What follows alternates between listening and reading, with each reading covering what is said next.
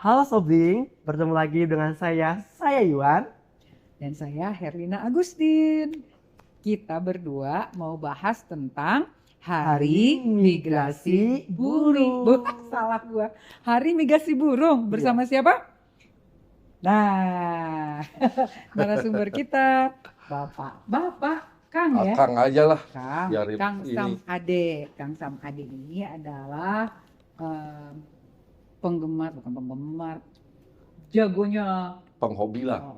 Penghobi, penggiat, Nah, sama penikmat. Nah, itu. Kopi dong. Padahal dia adalah fotografer satwa liar dan pengamat burung. Amin. Jadi ini profesi yang buat saya itu profesi yang menarik sih Kang, soal bird watcher atau bird watching. Kegiatannya bird watching ya. Betul. Dan kebanyakan di foto dan itu menarik karena kita jadi tahu mengenai burung apa saja yang ada di alam saat ini gitu. Jadi ini profesi yang penting kalau menurut saya. Cuman nggak banyak yang ikut ya. Kayaknya sekarang udah mulai ini seiring dengan perkembangan media sosial Bu ya. Sekarang tuh udah mulai terinfluence nih mereka para terutama generasi Gen Z yang peduli terhadap habitat burung ataupun jenis burung. Untuk pengamatan itu loh sekarang udah mulai ramai sih. Udah mulai. Ya, saya melihat juga beberapa jadi kayak kalau nggak belajar tentang burung saya nggak tahu, terus dikasih gitu. Burungnya lagi punya anak, ya, kan lagi nyusuin, lagi ngasih makan. Gitu, atau datengin atau apa. Ya, menarik, betul. Sangat menarik. Oke, Iwan mau nanya apa? Mungkin Kang sebagai penikmat dan pencinta dari burung itu sendiri, pernah nggak sih Kang berpengalaman kayak hal apa yang menurut Akang ini dunia saya banget, kenapa ketertarikan itu tuh sangat tinggi dalam diri Akang terhadap dunia burung atau ya tadi penikmat, penghobi, dan pegiat. Ya. Oke, kalau misalkan boleh diceritain dari awal, mungkin saya ceritain secara singkat aja ya. Dari dulu saya tuh paling suka ngelihat satwa liar, apapun itu jenisnya, gitu kan. Terutama waktu dulu ada di acara TV Bu, yang Pro Fauna itu kan, Flora dan Fauna. National Geographic. Nah, kayak gitu. Itu suka banget tuh. Animal Planet. Bener. Kita bicara merek, nggak apa-apa. Nah udah gitu kebetulan saya mungkin diwariskan atau diwarisi ilmu fotografi dari bapak, gitu kan. Setelah itu kebetulan hobi saya itu naik gunung. Kalau dulu pas waktu naik gunung tuh ibaratnya saya nggak terlalu berani bawa lensa gede gitu, ya kan. Cuman pas kesini ibaratnya oleh karena dituntut profesi juga di satu perusahaan media, ya mau tidak mau sebagai menghilangkan kepenatan saya motret burung, keinget lagi masa-masa lalu tuh, gitu. Jadi setiap akhir pekan dulu tuh suka masuk ke hutan, bawa lensa, motret apa aja yang ditemuin, tapi yang paling disukai itu burung. Oleh karena alasannya suatu burung ini pertama mudah dijumpai di hutan, terus dari suaranya. Nah setelah kena foto, baru kelihatan nih warnanya, baik dari paruh sampai ujung ekor. Kayak gitu kan. Oh detailingnya bagus nih. Nah kebetulan juga teman-teman fotografi di komunitas dulunya juga ada yang dari lulusan biologi. Dia sempat nge-post foto burung di platform media sosial, tapi mungkin oleh karena gearnya terbatas, saya sempat mikir, oh ini burung bagus, tapi detailnya nggak ada nih, nggak kelihatan gitu kan. Nah udah gitu ngobrol, ternyata orang ini yang menjerumuskan saya juga gitu loh, sehingga lebih aktif di fotografi burung gitu. Oke.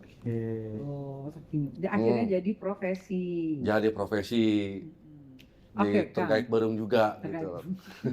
Nah ini kan kita bicara soal kebiasaan, bukan kebiasaan ya, kegiatan untuk memperhatikan burung, mengamati burung. Oh ini guru saya nih dulu, kalau udah ngajarin itu, saya sempat mana sih? Gitu.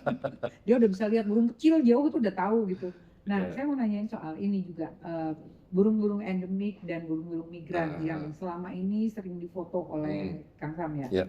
Nah, dari sekian banyak kegiatan, yang paling berkesan ketika bicara soal burung migran dan burung endemik pada saat apa? Yang jelas mungkin pada saat migrasi ya Bu ya. Burung migrasi Burung ya? migrasi. Sebab kenapa? Selain daripada yang kita temui itu burung endemik yang jelas-jelas ada stay di sana.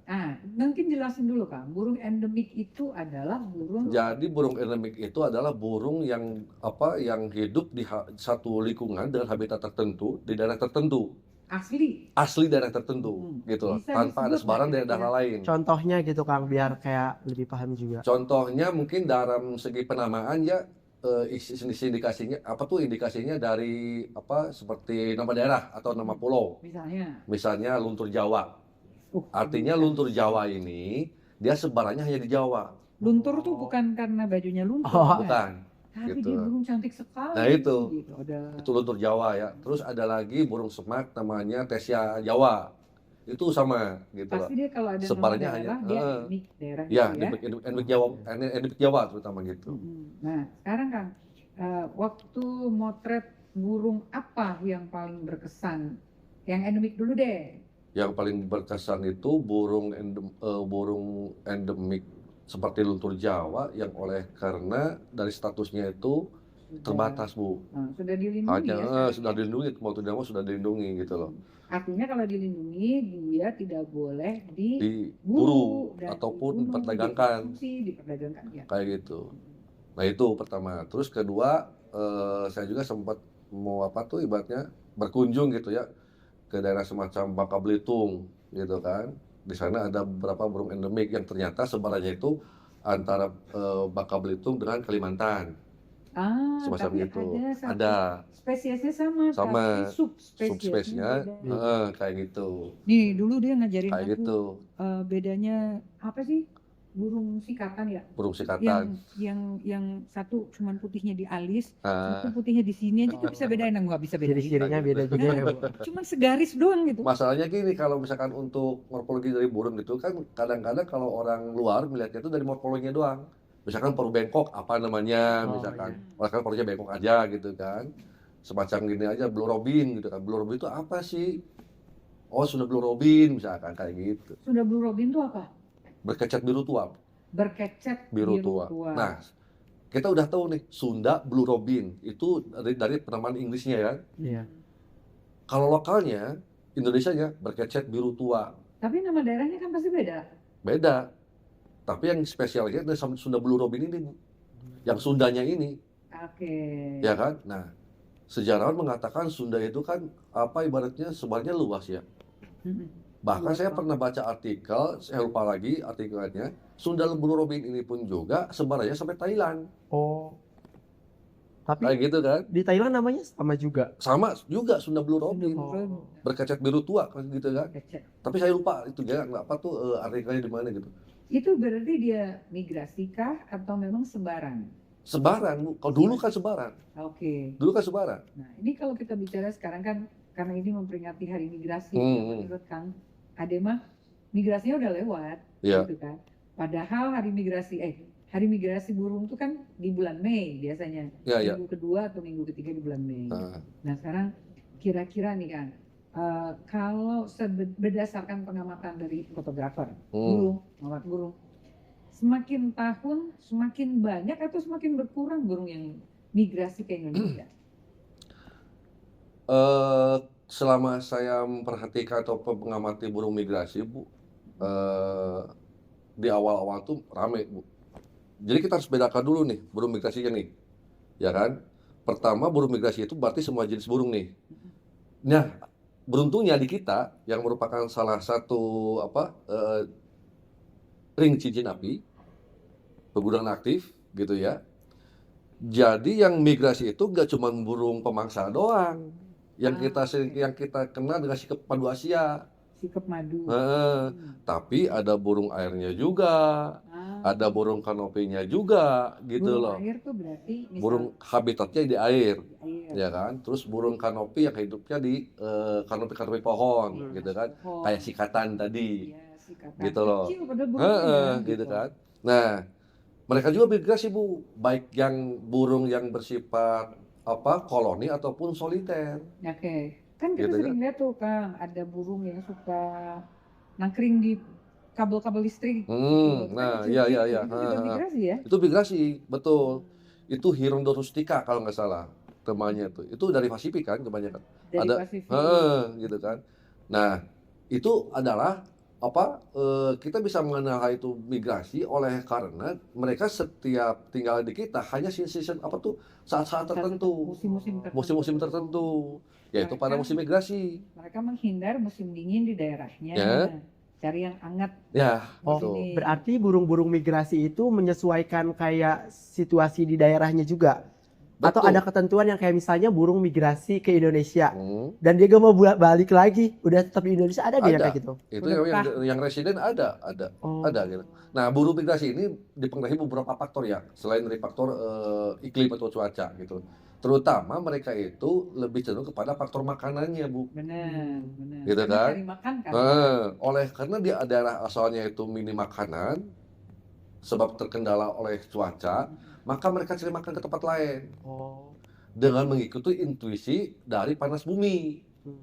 Gitu loh. Tapi kalau dikategorikan burung migrasi ke Indonesia itu lebih baik, lebih dikategorikan merugikan untuk Indonesia sendiri atau menguntungkan? Karena kan di luar kontrolnya juga yang kan kayak burung-burung yang masuk ke Indonesianya yang mungkin bukan habitat asalnya gitu. Itu gimana Kang menurut Jadi Kang? kayak gini loh Justru Kang. menguntungkan kalau menurut saya, kacamata saya ya. Karena kan kita harus bedain ya antara yang migrasi musiman dengan invasi. Ya, betul. Gitu. Nah, gini, untuk mengetahui ke hal tersebut, sebetulnya itu menguntungkan apabila kita hanya melihat kacamata burung migrasinya saja.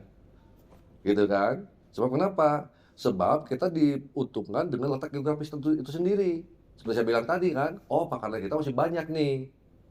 Ya kan? Contohnya misalkan gini, dalam suatu kawasan banyak hama ulat.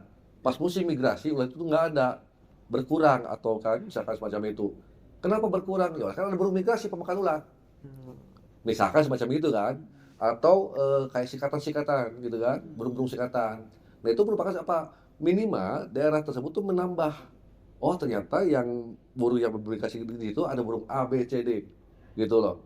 Bahkan di teman-teman yang di Jogja, di Jawa Tengah gitu kan, terus di Jawa Timur, sekarang rajin mempublikasikan, oh daerah saya temannya ini nih yang migrasi, oh saya ini yang migrasi, sehingga masyarakat pun juga jadi aware, ya kan?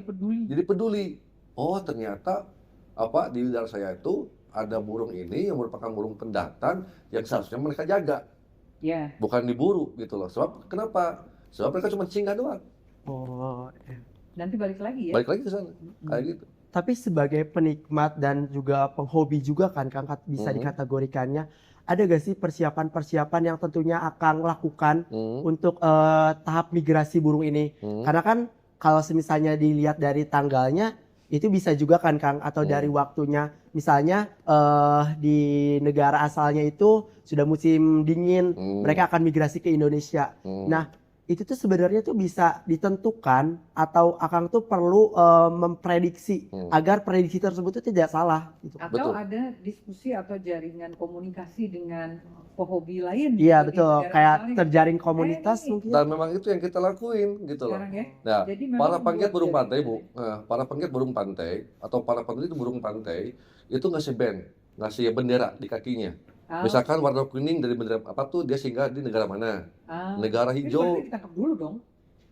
Iya, tapi itu jalan dulu kan untuk penelitian, Bu. Oke. Dia sejauh mana bermigrasinya gitu loh. Ya kan? Bahkan saya sempat juga beberapa tahun ke belakang itu di daerah Bandung, gitu kan? Sempat nemuin burung terik Australia atau Australian Flattened Call. Itu biasa dari Australia datang ke sini burung pantai, Bu. Burung pantai. Datang ke sini ke Bandung. Ke Gitu Lembang. kan? Ke Bandung. Saya nggak bisa sebutin dong. Nah, Australian Flattened Call ini burung koloni yang kita nggak sangka-sangka dapatnya di Bandung gitu loh. Dan kata temen para ahli para peneliti, dia bilang, "Oh Kang, ini burung migrasi terjauh nih untuk wilayah Australia datang ke Jawa. Oh. Kendati pun setelah itu ada yang pertemuan lagi di Sumatera gitu loh. Setelah Tapi itu itu ya. bertahan. Burungnya kecil ya, Kecil. dan dia bisa melewati samudra. Nah itu Iya. Bertahan di Bandungnya berapa lama, Kang? selama musim migrasi. Oh. Jadi gini, untuk mengenal musim migrasi itu sendiri ada dua perubahan kan, Nah, yang pertama itu mereka awal datang tuh antara akhir Agustus atau awal September gitu kan. Terus stay-nya di satu daerah itu hingga Februari sampai Maret. Ya kan? Nah, misalkan gini, burung migrasi dari Cina daratan misalkan atau Eropa Timur misalkan. Datang ke sini nih ke Indonesia lewat jalur ring cincin api, ya kan? Dia ngecrok lah misalkan atau singgah di Jawa Barat. Di Jawa Barat ini kadang-kadang burung migrasi itu dia stay sampai akhir musim. Ada juga yang mereka lanjutin Oke. ke Sunda Jadi Besar, ke Australia. Kita cuma transit doang. Nah, Oh, iya. kebanyakan transit doang gitu kan. Namun dari sepanjang mereka bermigrasi, seperti tadi aku sempat singgung bahwasanya ada juga yang stay di sini, yang jadi residen nantinya, gitu loh. Tapi Sama burung sih. dari Australia itu kan jenisnya burung pantai ya? Oh Nah. itu yang sempat saya temuin gitu. Iya, berarti kalau misalnya dipikirkan secara logika, beliau bermigrasi ke Bandung, itu bagaimana beliau dapat memenuhi kebutuhan makanannya? Iya, maksudnya burungnya. Ya itu tadi. Hormat sekali dia sama. Jadi begini, kita nggak tahu ya seberapa kuat energi burung yang dia miliki gitu untuk Iya. terbang Ya, karena antar ngelewatin benua. samudra aja udah luar biasa. Nah gitu ya. kan.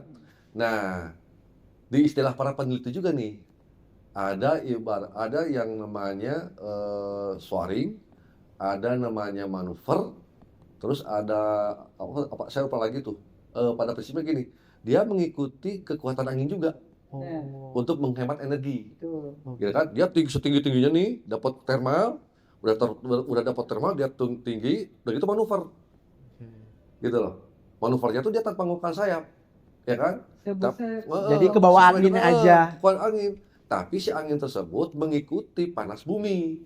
Ya, jadi ini berkesinambungan Berkesinambungan ya, gitu ya. antara cuaca, ekologis yang ada di sekitar kawasan tersebut itu berkaitan banget buat burung gitu loh. Apalagi di kawasan itu ada sumber makanan yang dia butuhin.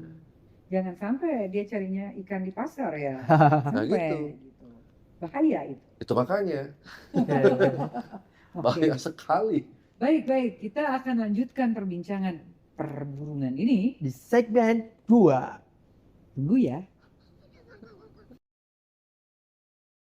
Baik, kita kembali di segmen 2. Kita akan bicara bersama Kang Ade yang jadi hobi, Pencinta, pegiat.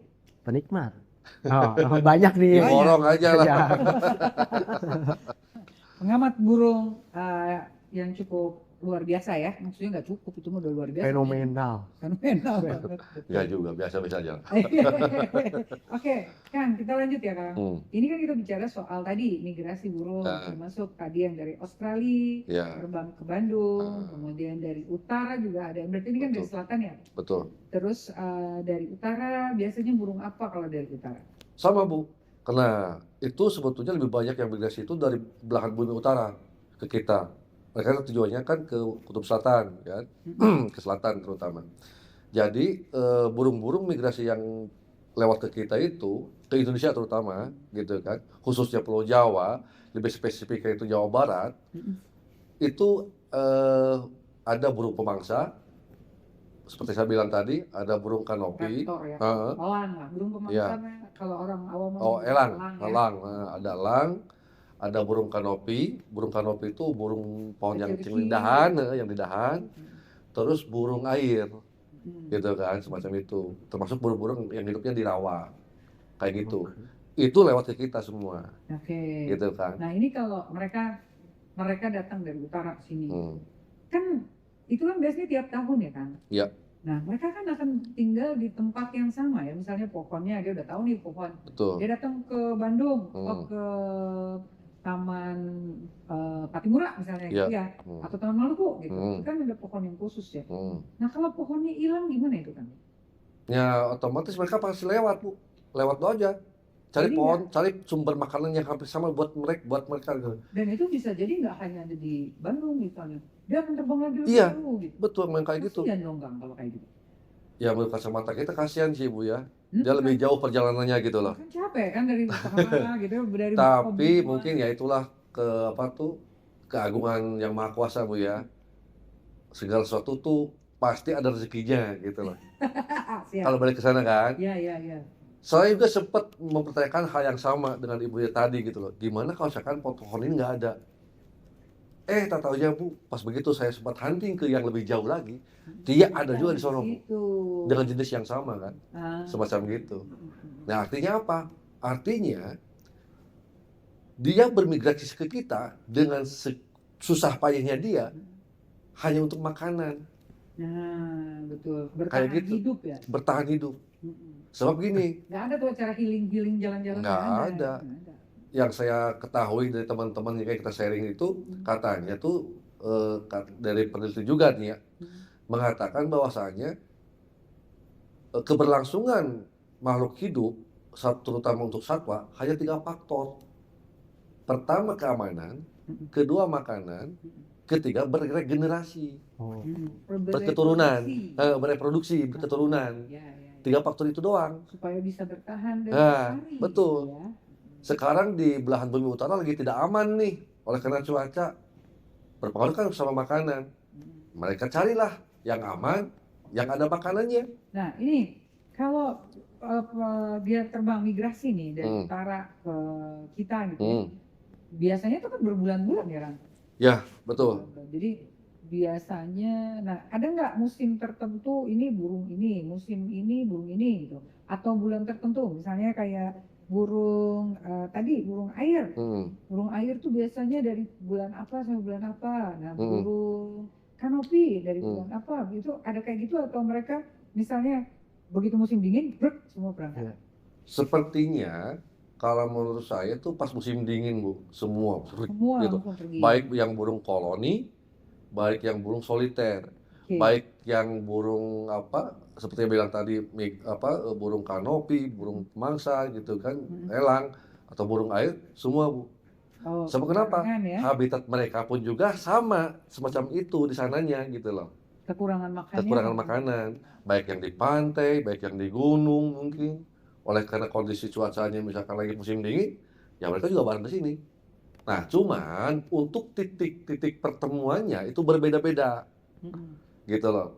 Berbeda-beda. Katanya sih kalau untuk saya dengar ya, atau saya juga sempat baca, burung yang migrasi itu ada tim surveinya Bu. Uniknya gitu. Ada jadi survei dulu baru migrasi. Bener. Saya sempat nemu nih di salah satu gunung di kawasan Bandung Utara, gitu kan. Loh, kok ini sikap madu Asianya compang-camping, bulunya compang-camping Bu. Tapi dia lewat. Enggak compang-camping Bu, nggak rapih. Oh, ada gitu bulunya. Sebagian itu bulunya tuh nggak rapi lah, acak-acakan gitu kan. Kayak orang yang baru bangun itu tidur gitu kan. Nah, terus saya ngobrol nih sama teman saya yang sedikit yang lebih tahu ilmunya gitu ya, teman-teman Raptor. Terus dia bilang, oh Kang, itu diindikasikan bahwasanya burung tersebut itu burung yang survei dulu. Jadi yang awal datang, nanti rombongan besarnya pas datang belakangan. Oh gitu ya. Itu gimana mereka ngasih taunya? Aman. Nah, gitu. Ya berarti beliau lagi sih Bu. Iya. Si burung harus balik lagi ke tempat asalnya buat ngabarin di sana ada tempat aman atau gimana gitu. Kita harus bedakan dulu dong cara komunikasi kita dengan hewan. Iya sih. Ya kan? Kalau hewan liar kan dia tidak berbahasa kayak kita, lugas kayak kita kan. Ada 3 bahasa nih. Panggilan, nyanyian, sama alarm. Ya kan? Selain daripada itu, apa yang mereka pakai? Selain daripada suara itu. Sonar mungkin ya. Intuisi juga kan, panas bumi. Bisa. Atau mungkin juga ada aromatik gitu. Aromatik, semacam itu. Gitu loh. Nah apalagi ini burung penjelajah. Ya otomatis gennya tuh gen penjelajah. tanpa disuruh pun juga dia pasti menjelajah gitu loh. Dan dia punya cara komunikasi yang berbeda. Yang berbeda dengan Kita nggak kita. tahu gitu. Kayak gitu. Nah Tapi itulah masih banyak ya ini misteri-misteri misteri-misteri burung. yang belum bisa diungkap tuh kayak gitu loh. Bahkan kalau misalkan kita, saya juga kayak gini nih.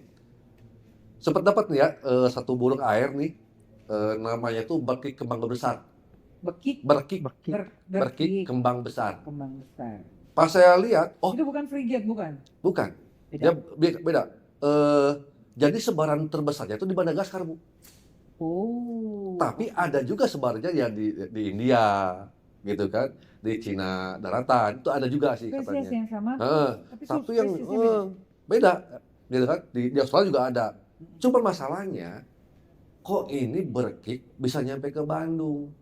Anggaplah misalkan diidentifikasi dari Madagaskar Madagaskar. misalkan. Kan jauh pisan. ya. Jauh, apalagi itu sebaran terbanyaknya di sana, gitu kan. Kendati pun ada sebaran-sebaran lain di India atau sebagainya kan gitu. Nah, kita berpikir jauh banget, lewat mana sih? Apalagi ini burungnya burung soliter, Mm-mm. ya kan? Dia cuman migrasi 1 atau 2 induk doang. Lewat misalkan bareng sama koin-koin yang besar. Ini bagaimana nih? Nah, secara bahasa manusia kan kita nggak tahu ya. Betul. Tapi karena daya punya gen penjelajah, daya penjelajah, otomatis kita maklumin juga ke sana gitu Iya, loh. benar. Akhirnya berkesimpulannya ke sana. Jadi dia memang habitat Ya. ya. Karakter. Kayak cikrak kutub. Ada lagi nih burung kanopi cikrak kutub. Bukan cikrak Siberia ini. Bukan. Beda lagi. Itu Anis Siberia bukan Anis. cikrak tapi Anis Siberia. Wow. Nah, bayangin aja Jumlah dari spesies Eropa burung nih, luar dari biasa. kutub nih ke kita gitu loh. Nah, yang kita pelajari adalah dari segi fenomena alamnya saja. Sementara ini, yaitu apa? Terkait panas bumi, Betul. gitu kan, dan terkait masalah makanan, semacam itu. Oh, ternyata di kita itu merupakan salah satu ring of fire, ya kan? Terus udah gitu, oh ternyata di kita itu musim-musim tropis, ada makanannya. Oke, Kang. Mungkin indikasi di sana yang sementara ini kita simpulkan, kenapa mereka bermigrasi ke kita. Gitu. Iya, iya. Tapi Kang, berbicara mengenai migrasi dari burung itu sendiri, bagaimana burung itu dapat beradaptasi di lingkungan barunya saat bermigrasi, dan bagaimana si burung dapat bertahan hidup baik dari lingkungan, makanan, dan sebagainya. Tapi berbicara mengenai keberlangsungan hidup di dunia burung itu nggak jauh sama namanya pemburu. Ya. Takutnya Kang, ada gak sih Kang misalnya kayak lagi masanya migrasi burung misalnya dari Eropa ke Indonesia, itu apa ya, udah jadi target pemburu gitu untuk kumpul di satu titik yang udah tahu nih pasti burung A tuh kumpulnya di titik itu. Jadi ya maksudnya Udah pasti gitu. iya udah pasti, dan ini berbicara pemburunya bukan pemburu yang nakal ya, tapi bisa juga pemburu gambar atau apa. Jadi titik-titik tertentu tuh udah ada persebarannya gitu Kang untuk di masa-masa migrasi sendiri. Memang selama kondisi itu tidak terganggu. Anggaplah misalkan selama tidak ada perubahan ataupun alih fungsi lahan. Contoh, saya sempat dapat yang sering saya ketemu itu dalam beberapa tahun terakhir adalah alap kawah dari Jepang. Alap kawah dari Jepang ya. Nah, sebelum adanya perubahan di kawasan tersebut, itu burung tiap tahun ke sono. Gitu. Pas begitu ada perubahan, anggaplah misalkan ada satu bangunan, misalkan di kawasan itu, dia pasti lewat. Dia hidup entah di mana. Apakah masih di Bandung? Apakah udah pindah ke mana? Atau kemana? Kita nggak tahu.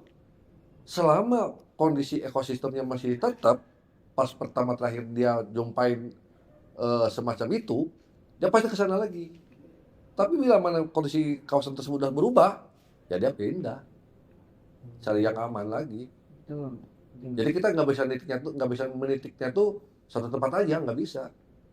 Terus dicari. Nah, oleh karena itulah kita sering berdialog dengan teman-teman yang lain, baik yang di Jakarta, di Sumatera, Jawa Sosial, Tengah, gitu loh. Saling mengabari. Saling mengabari, kayak gitu. Di sini udah dapat nih. Oh, di sini udah dapat nih. Udah ada nih. Oh, Bandung nggak dapat. Kenapa? Ya mungkin lewat doang. Dan itu sering ya? Sering. Ya kayak Bali gitu kan, Nah, jadi tempat singgah Bali diserangan kan Bu ya. ya, Burung pantainya tuh waduh gitu, luar surga biasa, lah banyak gitu. banget ya. Bahkan sampai ada pelikan. Tuh Oh. bayangin kan, burung gede, burung eksotik. Waduh, kalau dipoto tuh wadidaw banget Biasa. gitu. Oke, kita akan berhenti dulu untuk masuk ke segmen yang ketiga. Tunggu ya, nanti kita lanjut dengan burung berikutnya. Balik lagi nih teman-teman di segmen 3. Di segmen 3 ini kita akan bahas apa sih? Kita akan bahas teknis fotografi untuk memotret burung. Betul. Mengkaning burung teh lincah, Lincah, gak mau diem. nggak mau Nah, diam. itu dia Dari tadi udah pada salpok ya sama kameranya. kamera yang ada di sini. Mungkin kalau semisalnya kita memiliki keinginan buat memulai suka buat fotografi, apalagi fotografi burung-burung atau hewan-hewan langka lain, ada kemampuan atau skill khusus gak sih Kang yang buat iya biar kita tuh lebih semangat dan kita tuh tahu teknik-teknik biar kayak kan kalau burung gampang terbang ya Bu, kegebeg sedikit aja ya maksudnya langsung Nggak usah digebek dia. iya gitu. Gimana sih Kang cara pendekatan kita mungkin dengan alamnya atau dengan burungnya biar si burung itu mau tuh gitu kita potret. Atau misalnya kita marahin gitu, diem aja. Diam. Iya, biar nurut kan. Diam. Mau dipoto nih gitu. Oke, untuk masalah itu mungkin pada prinsipnya layaknya ilmu fotografi mungkin ya. Kalau yang suka fotografi, kalau yang suka bird watching mungkin ya tidak mau dia harus punya binokuler atau monokuler untuk mengidentifikasi burung. Nah, kalau saya sebab kenapa larinya ke fotografi, karena biar bisa menikmatinya lebih lama Biar ada dokumentasinya. Nantinya bila mana misalkan burung itu hilang atau nggak ada atau punah, nih ada fotonya nih, tahun sekian, ini masih ada di daerah ini ada burung ini, sekarang udah nggak ada. Nah, edukasi yang lebih mendasarnya adalah mungkin buat para newbie harus ditanamkan dulu nih. Ditanamkan perihal masalah satwa itu sendiri, yaitu satwa adalah titipan bukan warisan. Apapun itu titipan, artinya apa? Semua generasi manusia itu harus bisa menikmati mereka yang ada di alam, terutama satwa, dan menjaga terutama. Titipan, gitu ya. Nah, menginjak ke masalah fotografi untuk fotografi satwa, saya punya prinsip Bu, bahwasanya foto satwa belum tentu foto hidupan liar. Tapi foto hidupan liar udah pasti foto satwa. Untuk fotografi ya. Dan ini sering saya kampanyekan ke teman-teman. Baik yang terutama yang newbie ya, yang bird watching ataupun buat fotografi. Sebab kenapa Bu? Di kita kebiasaannya terutama para fotografer yang suka motret satwa, kadang-kadang mereka mengabaikan animal welfare Bu. Ya betul. Dia kerjasama dengan pemburu untuk nangkepin satu burung atau satwa, terus dia ingu, ya kan, untuk beberapa saat, terus dia foto. Jadi gambarnya bagus. Karena nggak loncat-loncat Bu. Nah, karena burungnya misalkan, mohon maaf, udah doyan diingu, sehingga itu ibaratnya bersinggungan dengan animal welfare. Kadang juga ada yang suka mancing-mancing pakai makanan gitu supaya datang. Selama itu di alam liar gitu ya. Tapi kan nggak semua. Sebagai apa? Ya itu makanya Bu, bagi sebagian penggiat alam liar untuk kebutuhan penelitian misalkan, itu dibolehkan saja Bu. Siapa tahu misalkan gini, seorang peneliti atau saya pengen meneliti nih, tapi musim burungnya tuh lagi nggak ada nih, ya gitu kan. Terus sumber makanan di kawasan tersebut misalkan udah nggak ada nih. Misalkan nih, kita pancing pakai ulet lah, atau kita pancing pakai kapal lah misalkan. Pakai biji misalnya. Misalkan, tonya muncul ada. Oh, ya nggak apa-apa selama untuk penelitian. Tapi bila misalkan beda lagi ceritanya, gua mah mau pengen dijual lah, diburu lah, ya beda lagi kan ceritanya, gitu loh. Kalau menurut saya ke sana gitu loh. Ya. Selama tidak ibaratnya melanggar akidah-akidah dari animal welfare tadi. Satu lagi nih kan, pas bicara soal teknik foto. Pasti ini ada yang namanya satu hal yang patut dimiliki oleh para pemotret newbie, kesabaran. Nah, betul Bu. Ya, setuju. Selalu kalau nggak sabar bubar. Jadi gini nih, orang yang suka motret itu sudah terbiasa mendongak mungkin ya. Mendongak tuh ke atas, lihat aja ke kanopi gitu loh. Nah, bagi yang newbie, kadang-kadang cepat pegal. Iya. Kang mana sih ini? Saya sempat bawa tamu dari luar, gitu kan. Kang, saya pengen motret ini. Ya, ayo mudah-mudahan dapat, mudah-mudahan ada. Tapi Akang dapat, ya alhamdulillah saya dapat. Tapi kan belum tentu nanti mah. Siapa tahu kita tergantung sama cuaca atau gimana kan, sebesar itu. Datanglah dia, terus saya bawa, di zong nggak ada. Oh. Pertama kenapa tuh? Ada perubahan struktur ternyata, pola makan ternyata. Apa tuh ibaratnya sumber makanannya. Terus di samping itu ada perburuan juga. Yang tadinya tempat tersebut tuh aman, sekarang dibukbak, dibuka. Jadi dia harus cari tempat Iya. Cari tempat baru. Semacam itu. Kita nggak bisa menjanjikan gitu.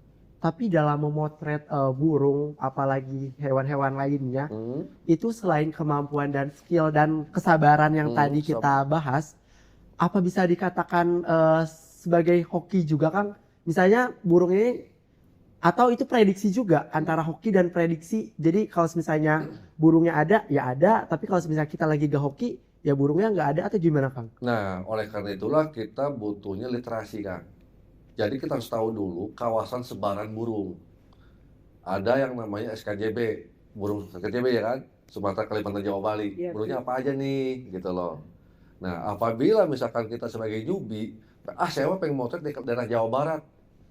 Lihat aja bulunya apa aja nih, yang ada di Jawa Barat. Di SKJB, daftarnya apa aja nih, yang sebaran di Jawanya apa aja nih. SKJB itu bisa dilihat dari buku panduan McKinnon, gitu kan, kalau McKinnon semacam itu. Oh ternyata ada burung ini. Pelajari ketinggiannya berapa, habitatnya bagaimana. Sehingga di sana pasti secara kemungkinan besar kita akan ketemu burung tersebut gitu loh. Selama ekosistemnya masih terjaga. Kayak gitu. Berarti selain kita sering buat banyak baca, kita juga harus bisa menentukan titik juga. Ya. Dan harus bisa memahami kondisi lingkungannya juga. Betul. Dan banyak latihan. Banyak latihan terhadap fotografi. Nah, saya penasaran, Akang kan suka banget ya potret-potret terutama burung ya, Bu. Nah, itu tuh hasil potretannya itu dipublikasikan atau jadi koleksi pribadi. Jadi nanti kalau saya pikir ya kalau jadi koleksi pribadi, jadi seketika ada burung yang langka, gua doang ini yang punya burungnya. Jadi bisa mungkin dijual atau gambarnya bisa ya dipublikasikan saat burungnya lagi booming aja atau gimana? Di medsos gitu ya. Iya. Nah, hal yang menarik nih, kalau untuk masalah hasil, saya anggap itu bonus Bu. Kan, saya anggap bonus deh. Sebab kenapa? Dengan ketemunya, dengan dapatnya itu burung tersebut, lewat mulai foto, itu satu kepuasan pribadi buat saya. Apakah nantinya buat saya jual, publikasi, atau apa, itu bonus. Kalau saya, gitu kan. Mungkin di media sosial ya semacam posting-posting biasa aja kan semacam itu. Terkait mereka, oh Kang saya suka nih sama burungnya, boleh nggak saya beli atau misalkan buat ini, ya saya jual kan. Semacam itu bisa, semacam itu. Bahkan banyak teman-teman juga yang kuliah itu, Kang bolehkah saya ambil fotonya buat penelitian? Ya boleh silakan. Tuh gitu. Oke. Baik sekali. Kayak gitu. Biar makin menarik kita lanjut aja ya Bu di segmen keempat. Tunggu ya. Nah, kita ada di segmen keempat, di mana segmen keempat ini kita akan membahas lebih dalam lagi mengenai migrasi burung. Oke, kita lanjut lagi ke Kang Sam Ade.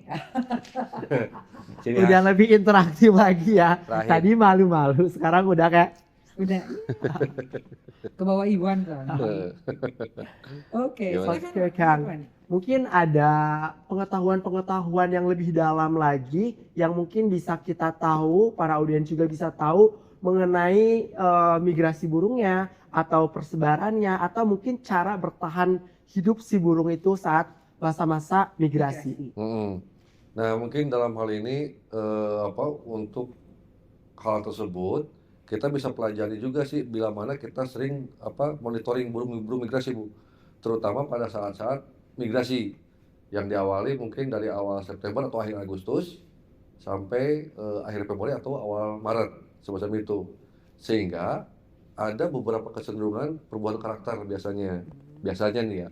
Misalkan gini, salah satu contohnya misalkan burung kingfisher misalkan, kan di tempat asalnya common kingfisher atau burung raja udang lah ya, burung raja udang Cekakak erosia, gitu ya? Cekakak. bukan cekakak Bu, beda, Oh, kingfisher lain. kingfisher yang kecil, ya kan, Yang apa? Biru? yang biru kuning. Biru kuning. Nah, Bisa. ada satu burung kingfisher, burung raja udang kingfisher, namanya itu raja udang erosia. Oke. Nah ya kan, dia pernah datang ke kita. Nah, di kita itu ada yang warnanya biru keijo-ijoan, ada yang warnanya hijau, ada yang warnanya Oren. enggak oranye. Jadi birunya tuh si warna badannya Badannya? tuh enggak coklat tersapu lah, kayak semacam gitu kan.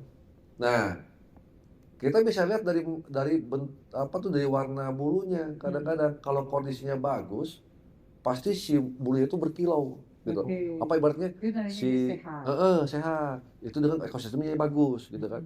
Tapi ekosistemnya misalkan rusak, itu biasanya bulunya tuh nggak ini Kusem. gitu, kusam semacam itu. Soalnya Nah, makanannya kurang. betul. Gitu ya. Terus kondisi airnya Jelek. jelek. Itu berpengaruh pada kondisi burung itu dan itu bisa dipelajari. Berarti kalau misalnya kita memahami mengenai lingkungan itu dapat diamati dari burung juga. Kalau misalnya banyak burung berarti lingkungannya bagus karena banyak makanan burung. Betul. Nah, kita lihat dari fungsi burung apa?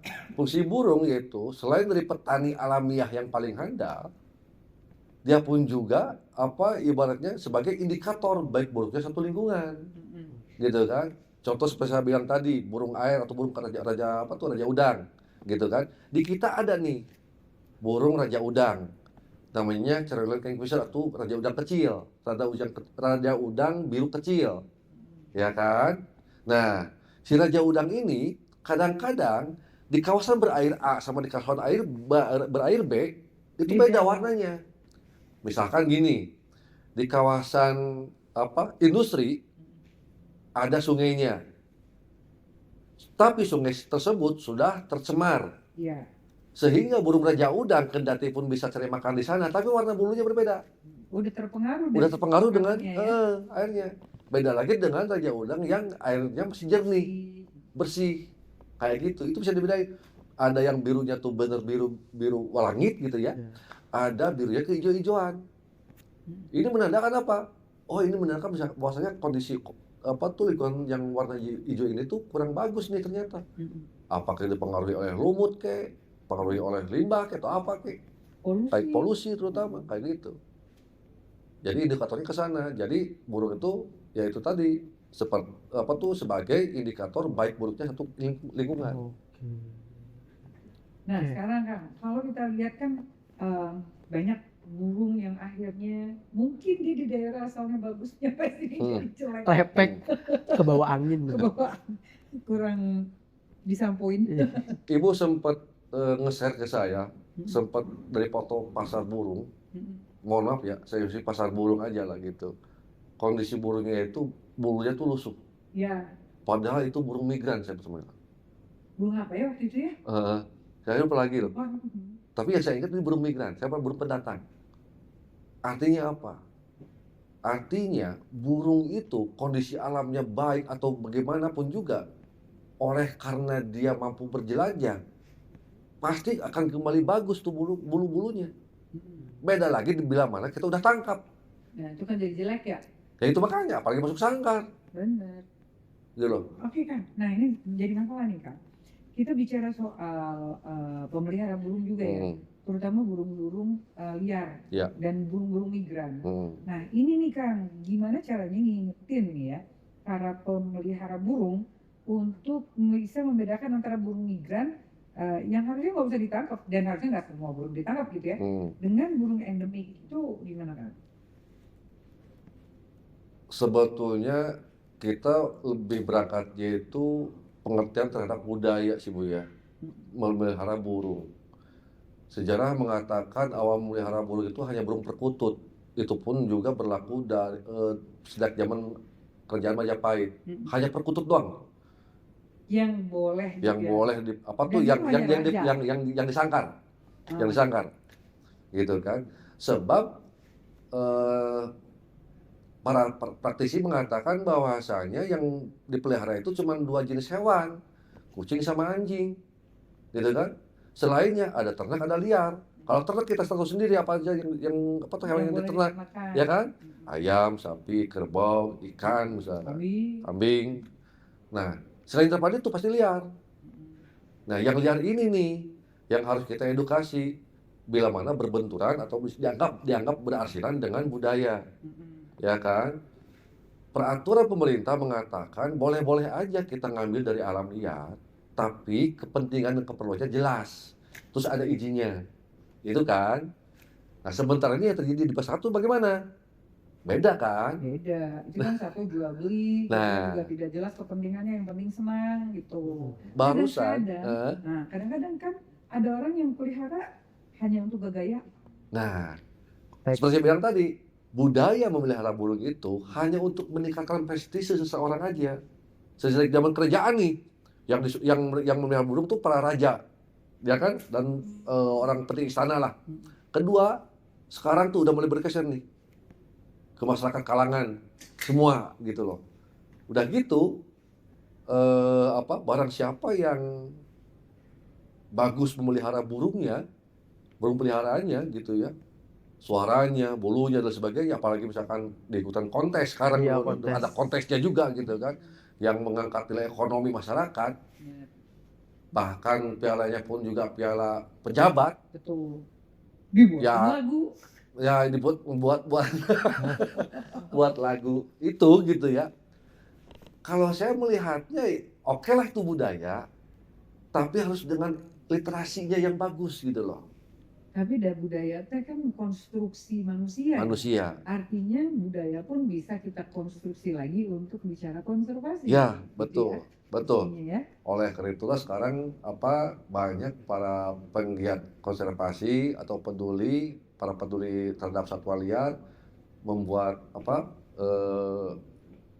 habituasi alami gitu loh untuk keberlangsungan burung-burung gitu. Itu bagus sih sebetulnya untuk bahan edukasi gitu kan. Tapi alangkah baiknya harus diimbangi dengan burung yang ada di alamnya. Betul, jangan Kayak gitu. sampai kemudian extinct in the wild. Nah, ya. gitu. Apa Kayak pernah burung dialam. kayak Iya. burung derajat kan itu kan invasif akhirnya kan. Iya betul. Kayak ikan sapu-sapu. Ikan sapu-sapu. Dulu orang memuja ikan sapu-sapu oleh karena pembersih akuarium. Iya. Setelah gede, bosen dibuanglah ke sungai, jadi invasif. Iya benar. Kayak gitu. Sekali. Jadi jangan sampai burung juga kayak gitu. Karena saya juga pernah lihat ada burung sankonur yang tentu saja bukan burung asli Asli, Indonesia. betul. Itu ada lepas kayaknya dari sangkarnya, jadi di kakinya ada penungnya. Ada penungnya, betul-betul. Nah, Banyak, Bu. banyak yang Banyak. gitu ya sekarang. Nah, Banyak. itu bahaya kan? Iya. Banyak bahkan. Tapi sankonur mahal. Ya iyalah pasti, Bu. Nah, kalau misalkan burung tersebut lepas ke alam liar gitu ya, dia pasti mati, nggak bakal hidup. Ini kalau dia nggak bertahan hidup, tapi kalau dia bertahan hidup bahayanya dia memusnahkan burung asli Burung kita. lain. Ya buktinya burung gereja. Ya, nggak bisa dia. Ya kan, dia kan invasif, dia pendatang di kita itu. Mungkin Nah, juga sudah menghabiskan yang pindah asli Jawa, yang burungnya pindah kemana coba?